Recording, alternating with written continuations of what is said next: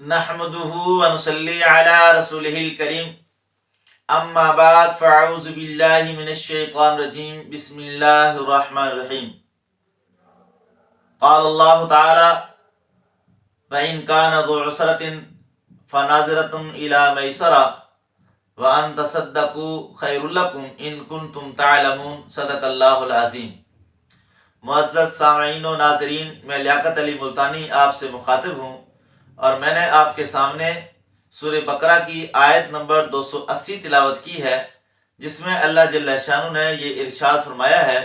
کہ اگر کوئی مقروض تنگ دست ہو تو اسے مہلت دینی چاہیے۔ اللہ جل شانہ کا قرآن پاک میں یہ ارشاد ہے وَإِن كَانَ ذُو عُسْرَةٍ فَنَاظِرَةٌ إِلَىٰ مَيْسَرَةٍ کہ اگر مقروض تنگ دست ہو تو اسے مہلت دینے کا حکم ہے جب تک کہ آسودگی ہو جائے، یعنی اگر کوئی مقروض تنگ دست ہو تو اسے مہلت دینی چاہیے جب تک کے لیے اس کے لیے آسانی ہو جائے۔ جب اس کے لیے آسانی ہو تو پھر وہ ہمیں اس قرض کو واپس کر دے۔ اور پھر اللہ جل شانہ نے فرمایا وَأَن تَصَدَّقُوا خَيْرٌ لَكُمْ إِن كُنتُمْ تَعْلَمُونَ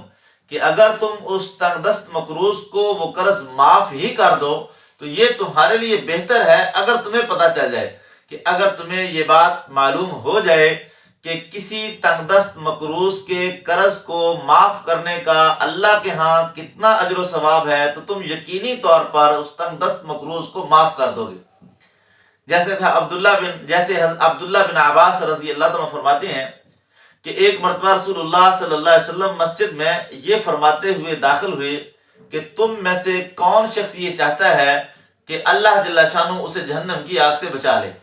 صحابہ نے عرض کیا کہ یا رسول اللہ صلی اللہ علیہ وسلم، ہم میں سے ہر شخص یہ چاہتا ہے کہ اللہ جل شانہ ہمیں جہنم کی آگ سے بچا لے۔ تو اس پر رسول اللہ صلی اللہ علیہ وسلم نے فرمایا من انظر معسرا کہ جس آدمی نے کسی تنگ دست مقروض کو مہلت دی او وضع لہ یا اس کے قرض کو معاف کر دیا تو وقاہ اللہ فی فیہ جہنم تو اللہ جل شانہ اس شخص کو جہنم کی آگ سے محفوظ فرمائیں گے۔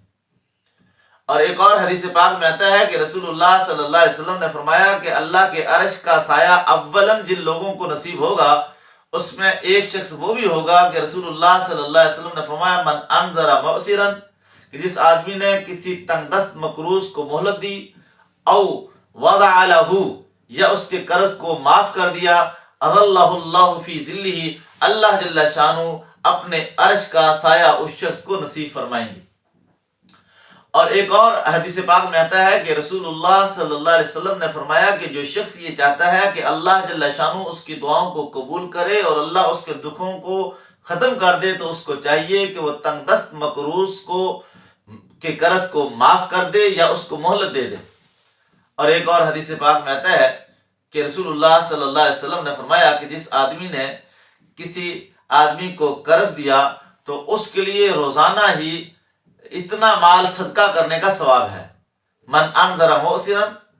کان لہ بکل یوم مثلہ صدقہ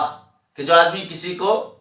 جو ہے وہ قرض دیتا ہے تو اس کو اتنا ہی مال روزانہ صدقہ کرنے کا ثواب ملتا ہے۔ مثال کے طور پر ایک آدمی نے کسی کو 10,000 روپیہ قرض کے طور پر دیا تو اسے روزانہ 10,000 صدقہ کرنے کا ثواب ملتا ہے۔ اور پھر آپ صلی اللہ علیہ وسلم نے فرمایا کہ اگر وہ مقررہ مدت کے بعد بھی اس کو مہلت دیتا ہے، یعنی وہ کہتا ہے کہ جی میں آپ کو 20 تاریخ کو دے دوں گا اور اس نے 20 کو نہیں دیا اور پھر اس کے بعد جو روزانہ دن ہوگا اس میں رسول اللہ صلی اللہ علیہ وسلم نے فرمایا کان لہ بکل یوم مثلیہ صدقہ اسے دگنا صدقہ کرنے کا ثواب ملے گا، گویا کہ اسے 20,000 روزانہ صدقہ کرنے کا ثواب ملے گا۔ اور اسی طرح ایک اور حدیث پاک میں رسول اللہ صلی اللہ علیہ وسلم نے فرمایا کہ رأیت اللیلۃ اسریٰ بی علی باب الجنت مکتوبہ کہ جس رات مجھے معراج کروائی گئی تو میں نے جنت کے دروازے پر یہ لکھا ہوا دیکھا کہ الصدقۃ بعشر امثالہا کہ صدقے کا بدلہ 10 گنا ہے، والقرض بثمانیۃ عشر اور قرضے کا بدلہ 18 گنا ہے۔ اس لیے بخاری شریف کی حدیث ہے جس میں رسول اللہ صلی اللہ علیہ وسلم نے فرمایا کہ ایک شخص ایسا تھا کہ جس نے اپنی زندگی میں کوئی نیک عمل نہیں کیا لیکن وہ لوگوں کو قرض دیتا تھا، اور جب وہ اپنے ملازم کو غلام کو اس قرض کو وصول کرنے کے لیے بھیجتا تھا تو یہ اس سے بات کہتا تھا کہ جو تنگ دست ہو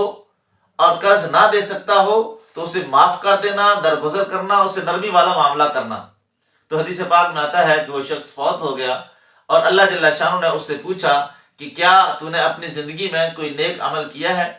تو اس نے کہا کہ اے اللہ، میں نے اپنی زندگی میں کوئی نیک عمل تو نہیں کیا، لیکن میں لوگوں کو قرض دیا کرتا تھا، اور جب میں اپنے غلام کو، ملازم کو اس قرض کو وصول کرنے کے لیے بھیجتا تھا تو میں اس سے یہ بات کہتا تھا کہ آسانی کرنا، سختی نہ کرنا، کہ خذ ما تیسر واترک ما عسر، کہ جو آسانی سے دے دے تو اس سے لے لینا، اور جو تنگ دست ہو تو اسے معاف کر دینا۔ ہو سکتا ہے کہ اللہ جل شانہ ہم سے بھی درگزر فرمائے۔ تو رسول اللہ صلی اللہ علیہ وسلم نے فرمایا کہ اللہ تعالیٰ نے فرمایا تجاوزت عنک، کہ میں نے بھی تجھے معاف کر دیا، کہ جس طرح تم لوگوں کے ساتھ درگزر والا معاملہ کرتا تھا اور معافی والا معاملہ کرتا تھا، تو آج میں اللہ نے بھی تجھے معاف کر دیا۔ تو معزز سامعین و ناظرین، ان احادیث کا اور آیت مبارکہ کا خلاصہ یہ ہے کہ وہ لوگ کہ جن کو اللہ تعالیٰ نے وسعت دی ہے اور وہ لوگوں کو قرض دیتے ہیں، تو انہیں چاہیے کہ وہ اس قرض کے اندر مقروض کو مہلت دیں، اور اس کی 3 صورتیں ہیں جو علماء نے لکھی ہیں۔ ایک صورت تو یہ ہے کہ اس تنگ دست مقروض کو قرض معافی کر دے، ان تصدقوا خیر لکم، کہ اگر تم اس کو معافی کر دو گے تو یہ سب سے بہتر صورت ہے۔ اور دوسری صورت یہ ہے کہ اس کے قرض میں سے کچھ حصہ معاف کر دیا جائے۔ مثال کے طور پر اگر کسی کو 10,000 روپیہ قرض دیا ہے تو اس کو کہو کہ آپ مجھے 7,000 دے دینا، 8,000 دے دینا، 9,000 دے دینا، یعنی کچھ نہ کچھ اس تنگ دست مقروض کو معاف کر دیا جائے۔ اور تیسری صورت جو آخری صورت ہے وہ یہ ہے کہ ہم اس کو مہلت دیں، کہ اگر وہ نہیں دے سکتا، وہ کہتا ہے اگلے مہینے دوں گا، تو آپ کہیں کوئی بات نہیں، آپ اگلے مہینے دے دیں۔ پھر وہ کہے کہ میں اگلے مہینے دوں گا، پھر اسے مہلت دے دیں کہ کوئی بات نہیں، آپ اگلے مہینے مہلت دے دیں۔ ان آیات کا اور احادیث کا خلاصہ یہ ہے کہ جو آدمی کسی کو قرض دے اسے چاہیے کہ اس مقروض کو مہلت دے۔ اللہ جل شانہ سے دعا ہے کہ اللہ تعالیٰ ہمیں دین سمجھ کر عمل کرنے کی توفیق نصیب فرمائے۔ وآخر دعوانا ان الحمد للہ رب العالمین۔